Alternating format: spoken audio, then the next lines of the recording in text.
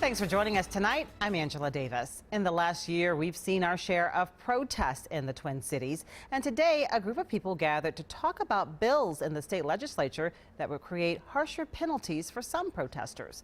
A legislative forum drew dozens of people at the Federation of Teachers building in Minneapolis. Organizers spent several hours educating people and taking questions on new legislation that would crack down on demonstrators who block highways, airports, and light rail transit stations. Kate Raddatz explains why opponents believe the bills are unconstitutional.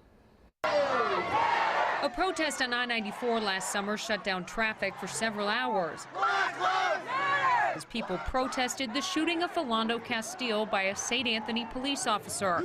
It's this kind of blocking of public areas that sparked a series of bills to up the punishment for protesters. A majority of their rhetoric is actually about using these as deterrents. An activist meeting organized by the National Lawyers Guild Minnesota explained to residents what the series of Republican-sponsored bills would mean.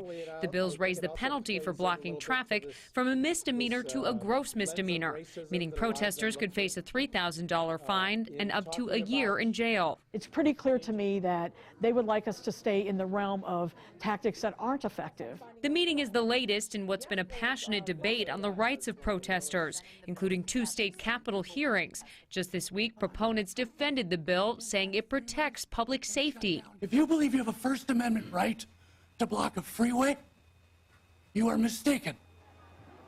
That is against the law. Do you think there should be any limits as to what protesters can do? There are already limits on what protesters can do. Leave the interstate now. It is already illegal to block a freeway, but the upgrade in penalty, critics say, is targeting groups like Black Lives Matter to prevent them from protesting at all. It's more likely to have people be complacent and be, that's something I can't, I can't protest or I can't dissent. Another bill discussed at the meeting today would charge protesters for any public safety costs. There is one bill they said they are in favor. That is one that would require the government to keep electronic communications, including email, for at least 18 months, although they said they would push for a longer amount of time. And do we know if the governor, would he sign the bill that raises the penalty for protesters who block highways and other public spaces? Well, we really don't. The governor has said he supports the goals of protest groups like Black Lives Matter in the past, but he has also said he does not support the shutting down of freeways. Now, the group that met today said one of their goals would be trying to get in touch with the governor's office to encourage him not to sign it.